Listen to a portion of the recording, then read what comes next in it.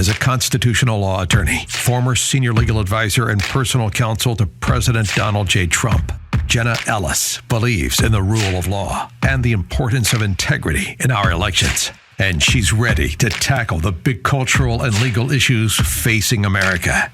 This is the Jenna Ellis Show. Here is your host, Jenna Ellis.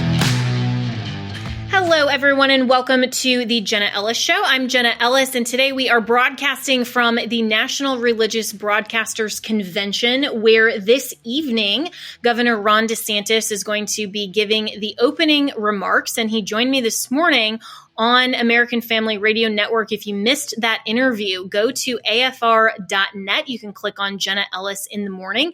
And I want to talk today to my good friend Joel Rosenberg about the state of American politics, but also geopolitical policy and politics, because we do tend to focus too much just on what's going on in Washington, D.C., some of the upcoming election. I want to ask him some questions about that, but we also need to consider, as it relates to the 2024 election, how we are situated as a country in the context of the whole world. Well, Joel has a brand new book out called The Libyan Diversion that is a thriller that may be seemingly ripped from tomorrow's headlines. So he'll join me right after this. With inflation, the banking world collapse, and everything that Joe Biden is doing not to protect America, you need to make sure to secure your financial health, especially in retirement. And hey, if you're a millennial like me, that actually is sooner than you think. You need to start now, even if you are a millennial or a Gen Zer, to make sure that your financial health is actually healthy when we get to retirement. And Legacy Precious Metals has a revolutionary new online platform that allows you to invest in gold and silver online in real time. In a few easy steps, you can open an account online, select your metals of choice, and choose to have them stored in a vault or shipped right to your door. You'll have access to a dashboard where you can track your portfolio growth in real time anytime. You'll see transparent pricing on each coin and bar, and this puts you in complete control of your money. The platform is free to sign up for. Visit legacypminvestments.com and open your account and see this new investing platform for yourself. Gold hedges against inflation and against a volatile stock market. A truly diversified portfolio isn't just more stocks and bonds, but different asset classes. This brand new platform allows you to make investments in gold and silver, no matter how small or large, with just a few clicks. Visit legacypm.com to get started. You can download the free investor's guide, and you can also call Legacy PM Investments to talk to a portfolio expert to get expert answers to your to customize your personal portfolio. So visit legacypminvestments.com to get started. Tell them that Jenna sent you. So joining me now is my good friend Joel Rosenberg, who is the editor-in-chief of All Israel News and has the brand new thriller out. If you have read any of his novels, they're fantastic. This is called The Libyan Diversion, and Joel's tweet was on Tuesday, the American president is not paying attention to the Mexican border. Now Mideast terrorists are trying to infiltrate the U.S.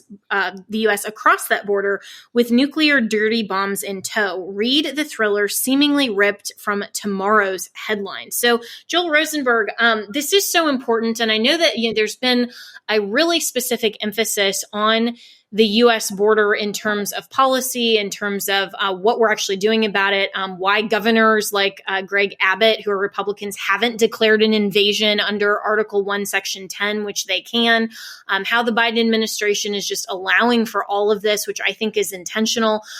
So my first question is, what is in this book in terms of the scope of your novel, and why is it seemingly ripped from tomorrow's headlines? Well, great to be with you, Jenna, and thank you for having me on the show. I appreciate your friendship. I appreciate your voice. And happy to discuss the Libyan diversion. So let me step back just to put some context in it for you and for your audience. This idea for the Libyan diversion actually came out of a conversation I had with a friend 2.5 years ago. That friend is somebody which is former CIA director, former Secretary of State, Mike Pompeo. Now, Pompeo and I became friends when he was in the House of Representatives on the Intelligence Committee, because it turns out he was a reader of my political thrillers and was a fan and reached out to me and said, hey, when you're back from Israel and you're in Washington, come up to the Hill and let's have coffee and let's get to know each other. I'm like, great. And that became a great friendship. And who knew, that he would rise to CIA and to state and be engaged with President Trump and Vice President Pence in the most important fights of our time. And so 2.5 years ago, I was doing an event in Washington at the Museum of the Bible, launching my nonfiction book called Enemies and Allies, which he'd been a great source on the record for, and I appreciated that. But I asked Pompeo, would he be part of that launch event? Because I wanted to interview him in front of people and talk about these issues. And so we talked, of course, that night about Russia, the threat from Russia, from Iran, from North Korea, China, everything.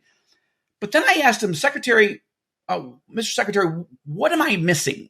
What keeps you up at night that you worry about U.S. national security that I'm not focusing on and many of us aren't? And he said, ungoverned spaces in northern Mexico. I said, okay, talk about that. What do you mean by that? He said, well, basically, the Mexican government has effectively surrendered large swaths of the northern border with the United States. To whom? To human traffickers, to drug cartels, to organized crime syndicates and other bad actors. And he said, this is what's so dangerous. It's dangerous on one side of the border.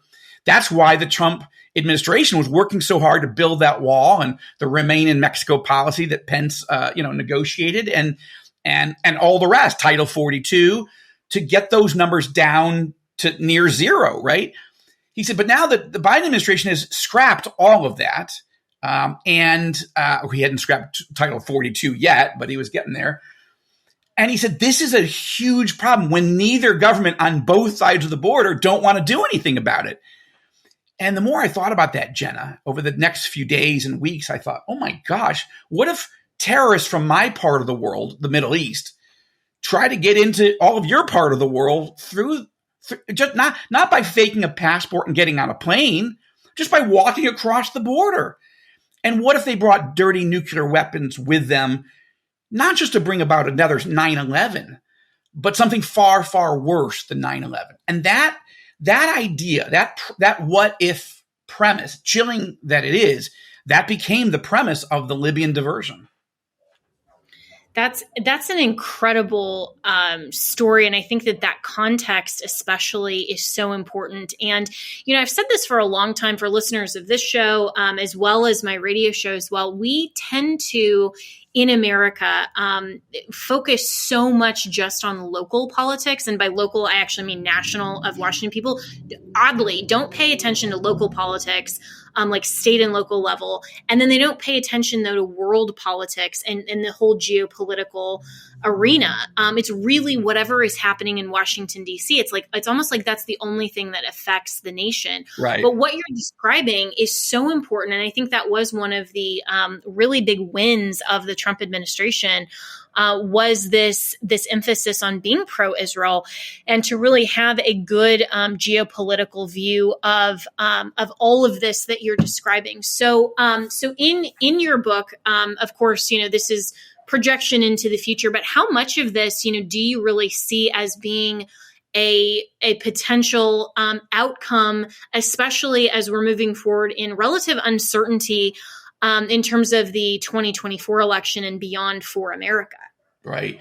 Great question. Let me come at that from a couple angles. First, to your point about, President Trump, Vice President Pence, Secretary Pompeo, the whole administration, they were pro-Israel.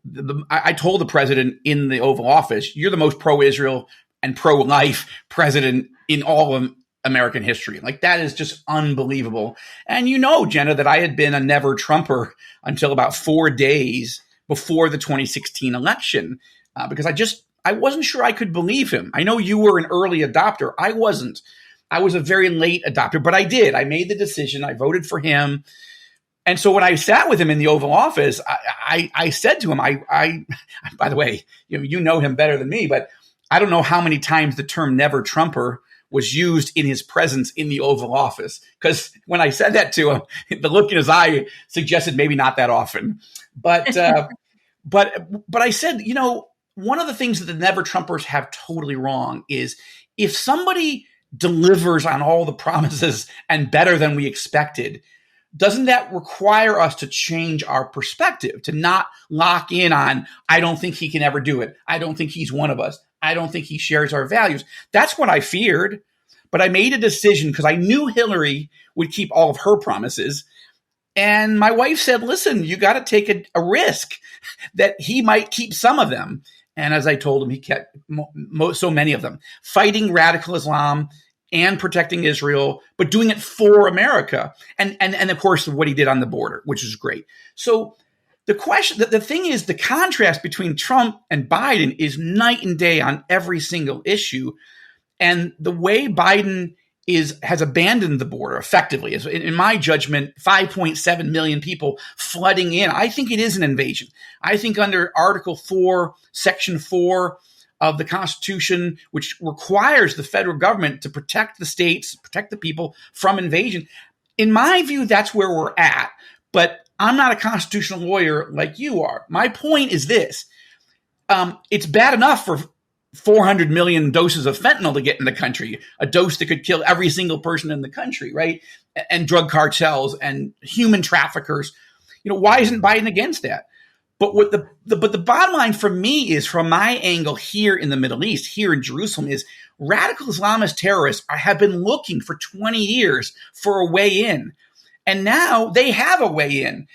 Just last weekend, an Afghan national on the FBI terror watch list was arrested in San Diego, having illegally crossed the border. Now, thank God that he was captured. But he's the 83rd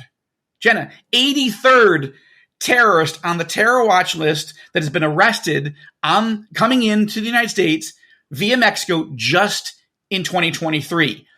And while that's good to have caught them, that's double the rate from last year. And the question is this: who have they not caught? And what are those people planning? I wrote a novel. It's a political thriller. It's made up. The Libyan Diversion is a great read for Memorial Day weekend, and heading into summer. But my gosh, what if it becomes true? What if the Libyan Diversion becomes, prophetic or prescient? I don't want it to be that. I'm not predicting. I'm saying, if Washington, if Biden and his team are so blind to the evil that people want to do to America, they're going to be blindsided. And I don't think any American will forgive a president or a party that lets terrorists walk into the United States, bring any kind of weapon they want, and do another 9/11 or worse. There will be no forgiveness for that. But I don't want to deal in the aftermath. It has to be prevented. And that's what the Libyan Diversion, as a work of fiction, as a work of entertainment, is really about. Right. And that's why a lot of these novels like yours, and why, the entertainment industry broadly, if I can use that term without being insulting to your work, because so much of the entertainment industry is so terrible anymore. Well, but, why fictional work is, I think, so exciting and interesting is because we can go to places and have stories and narratives that pose these questions of what if. And I think this in particular is an important question of what if for America in our current actual reality right now in 2023, because a lot of Americans who are perhaps, tired of Trump's rhetoric, or, saying, well, the GOP isn't my favorite or whatever, are really potentially minimizing the damage that the Biden administration is doing, not only to American institutions, to American freedoms and liberties, but also to our foreign policy and the whole geopolitical framework. And so we have to ask ourselves as conservatives, and first and foremost Christians, what can we do about this heading into 2024, and who is the best candidate? And I think that your comment, Joel, is a great transition to a conversation actually you and I had earlier before the program, which is this kind of set up as I see it between really the top two candidates of Trump versus DeSantis. And, while a lot of evangelicals were very concerned about President Trump initially, I remember having, ardent debates both on media and privately with Christian friends of mine who were very sincerely actually admonished me and said, there's no way we can be Christians and vote for Trump. And I was like, that is just not true. And, here's why. And I proudly voted for him twice. And yet we're now at another precipice in American history where it's almost the opposite that's happening, that you're not a Christian now if you don't support Donald Trump, which I think is also a ridiculous argument. We should be concerned about policy and about who is the best candidate over kind of these personality cults. And I see DeSantis as a rising contender who has a lot of the characteristics, the policy viewpoints, and the wins, frankly, in Florida that would make him an excellent president. And I don't think that we can just go along with this narrative that the Trump campaign is presupposing that the primary is done, it's a foregone conclusion, and a lot of this stuff that they're now coming out actually attacking DeSantis, who in my view is even to the right of Trump on a lot of issues like abortion, which was the primary concern that a lot of evangelicals had. And yet Trump, who was the most pro-life president in my lifetime, and had such a phenomenal win on Roe versus Wade, now seems to be backing off of that issue and embracing people like Caitlyn, formerly Bruce Jenner, and some of these things that actually raise the same kinds of red flags that some of us had in 2016. So where do we go forward as a country with this? Well, wow, you raised a lot there, and you're right. We had a very interesting conversation about it ahead of time, and then we thought, why isn't that on the air? So a couple things. I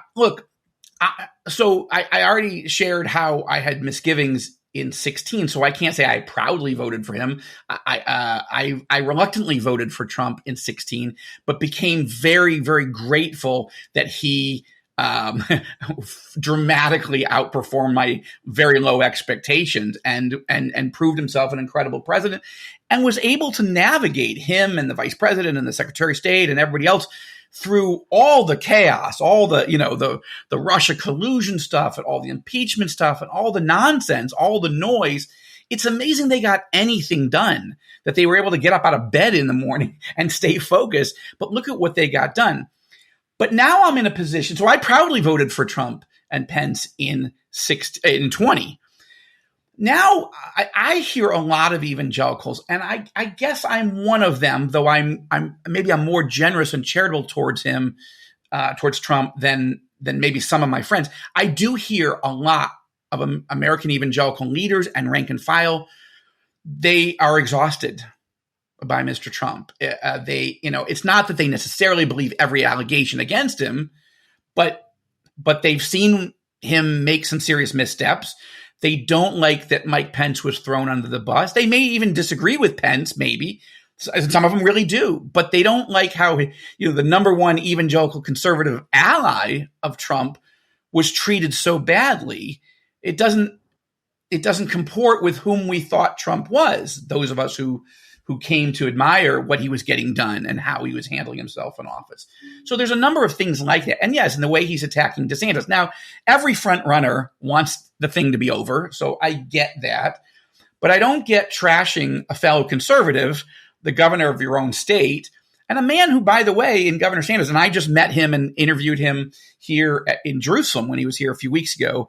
And so I'm intrigued. I'm not committed, I'm intrigued. And look, I realize, as you do, that a lot of great governors have faltered when they ran for president, right? We know Jeb Bush did. We know Rick Perry did twice. We know Scott Walker did and others. So you can't assume just because you're a great governor that you're going to step on the national stage and succeed.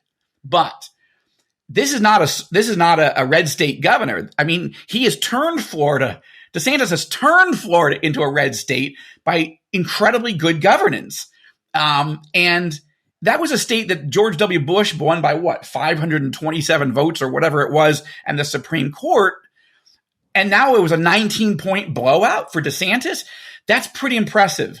And I'm giving him a good look. And on my show, and on the Rosenberg Report on TBN and on All Israel News, I want to cover these guys. If they do something right, I'm going to say it. If they do something I don't like, I'll say it. Because I think it's too early for anybody to make decisions or to write off one of the greatest governors literally in the modern era. It's not easy to take a purple state, govern it conservatively, socially conservatively, as well as fiscally conservatively, and win by 19 points. I mean, I'm not sure if I've ever seen it happen in American history. So, except maybe Youngkin. Glenn Youngkin, when I got married, Lynn and I moved to Virginia. It was a red state. It became a blue state. Then we left, and now it's red again. So maybe that's us. I don't know. But, but then don't move to Florida, please. Youngkin, that needs to be. Youngkin proved to us it was winnable. But it took not just policy. It's also a character. It's a style. It's a relatability to independents and to Democrats. That's something that Youngkin has. It's something that DeSantis has. At the moment, I'm not seeing that in Trump. So these are things we all have to weigh, right? We want to beat Biden, if it's Biden, right? They may call her Hail Mary and try to call it Michelle Obama or something. But we need to really see, let the best man or woman win. And one other point on that. I wouldn't actually rule out a Pence campaign. And I know that sounds crazy, but I'm going to say this. I had him on my show twice in recent months. And the reason I did is because I wanted to look at it carefully. And I want to say this, and I told him this. Do you realize that no one in American history, no vice president, has ever taken on the president that he served with, right? Now, we all know why those two will go at it. But if DeSantis stumbles, Jenna, Pence has one of the greatest conservative records that there is. And he has Trump's record, too. But these two will go head to head, and it may drown out everybody else if they really go mano a mano.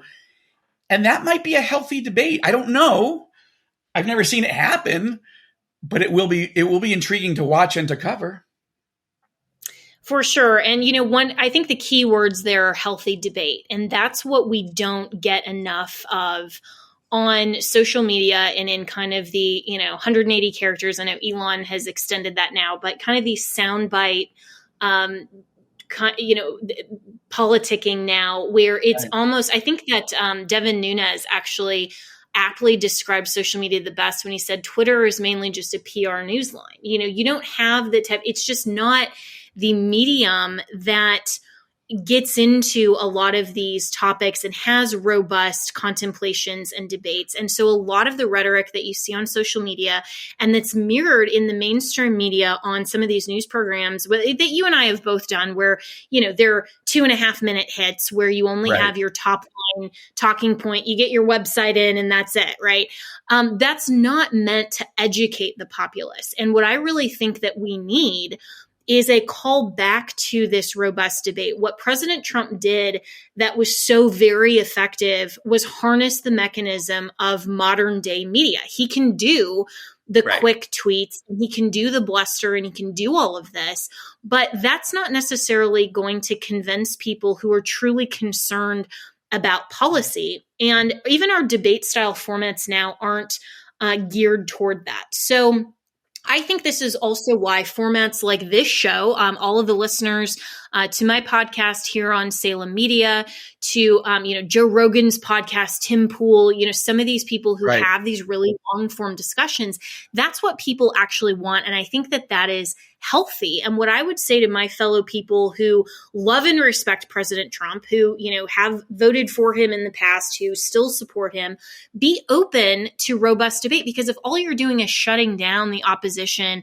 by trying to just go after their very healthy record, and you're right about Pence. I mean, even though there are things certainly I disagree with him on, he does have a really great record as the governor of Indiana. If all you're doing is shutting down opposition, then you're not actually doing a service, and you are doing a disservice to American politics to not have that robust debate. So That's a great I think point. that's Yeah. really Go ahead. Sorry.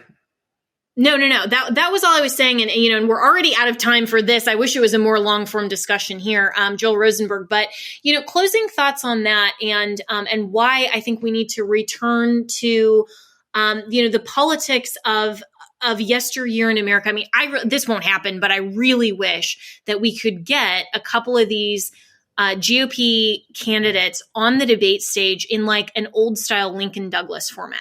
That'd be amazing. It would. Well, look, I'm excited about the way conservatives, the way evangelicals are using new media, social media to work around the mainstream media. I mean, obviously, I was Rush Limbaugh's research director. Rush reinvented AM radio, and it changed the course of discourse for conservatives. And now with social media, you're right. Twitter isn't ideal. But on the other hand, you read a tweet from me that was 180 characters. It caused you to think, that's an interesting thing. Let's get Joel on my longer form podcast so we could have a longer conversation than 180 characters. And this novel, I'll close with this. The novel, the Libyan Diversion, and all of the 17 novels I've written, 5 million books, I started writing fiction because conservatives and evangelicals have done a bad job at using entertainment to engage people's imagination and get them thinking about things they wouldn't have thought about. Not everybody wants to watch C-SPAN. Not everybody's going to pay attention to a podcast. But novels, fiction, movies, long-form narrative storytelling has a way of engaging. C.S. Lewis knew that. Tolkien knew it. I'm not putting myself up with those guys, but I'm saying it's an art form that many of our team have abandoned. And yet to engage culture, you need to engage the way people want to be engaged. And in this case, last point, not everybody wants to do nonfiction. They want to be entertained. And so I try to rate the best, most exciting, most thrilling novels that grab you and pull you in and keep you up all night. And success is when someone tweets me at 6 o'clock in the morning saying, I can't believe it. I hate you, Joel Rosenberg. I read your book. I was just going to read a little bit. And I started on Libyan Diversion. And you have these little short chapters and they're so intense and they're so exciting.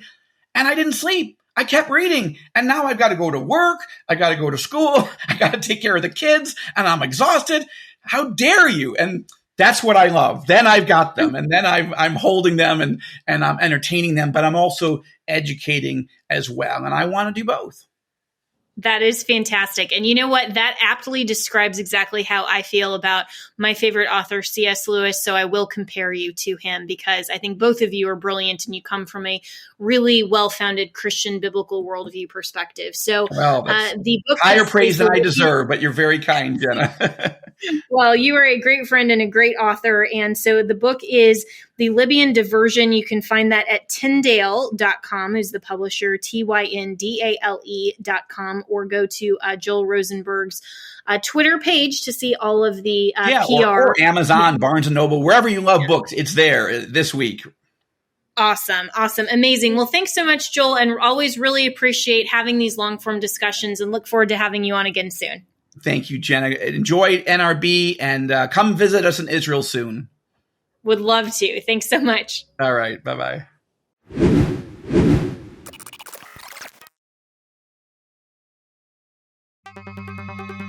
With inflation, the banking world collapse, and everything that Joe Biden is doing not to protect America, you need to make sure to secure your financial health, especially in retirement. And hey, if you're a millennial like me, that actually is sooner than you think. You need to start now, even if you are a millennial or a Gen Zer, to make sure that your financial health is actually healthy when we get to retirement. And Legacy Precious Metals has a revolutionary new online platform that allows you to invest in gold and silver online in real time. In a few easy steps, you can open an account online, select your metals of choice, and choose to have them stored in a vault or shipped right to your door. You'll have access to a dashboard where you can track your portfolio growth in real time anytime. You'll see transparent pricing on each coin and bar, and this puts you in complete control of your money. The platform is free to sign up for. Visit legacypminvestments.com and open your account and see this new investing platform for yourself. Gold hedges against inflation and against a volatile stock market. A truly diversified portfolio isn't just more stocks and bonds, but different asset classes. This brand new platform allows you to make investments in gold and silver, no matter how small or large, with just a few clicks. Visit legacypm.com to get started. You can download the free investor's guide, and you can also call Legacy PM Investments to talk to a portfolio expert to get expert answers to to customize your personal portfolio. So visit legacypminvestments.com to get started. Tell them that Jenna sent you. Have you ever picked up a towel set because it felt so soft in the store, but then when you leave and you go to use it, it's not really that absorbent? It's basically a towel that is leaving you out to dry. That's why MyPillow has developed the MyPillow towels that actually work. I know, it's totally mind-blowing. Towels that actually dry you. Their 6-piece towel set includes 2 bath towels, 2 hand towels, and 2 washcloths. They come in a variety of colors. I have the sage green and the white. I love them. And right now you can receive a 6-piece set for only $39.98 with promo code Jenna. That's JENNA. So go to mypillow.com right now and click on the radio listeners special. MyPillow products come with a 10-year warranty and have a 60-day money-back guarantee. So to receive this amazing offer on the 6-piece towel set of MyPillow towels, just go to mypillow.com, click on the radio listener special, and enter promo code Jenna, that's JENNA, or call 1-800-564-8475. That's mypillow.com, promo code Jenna.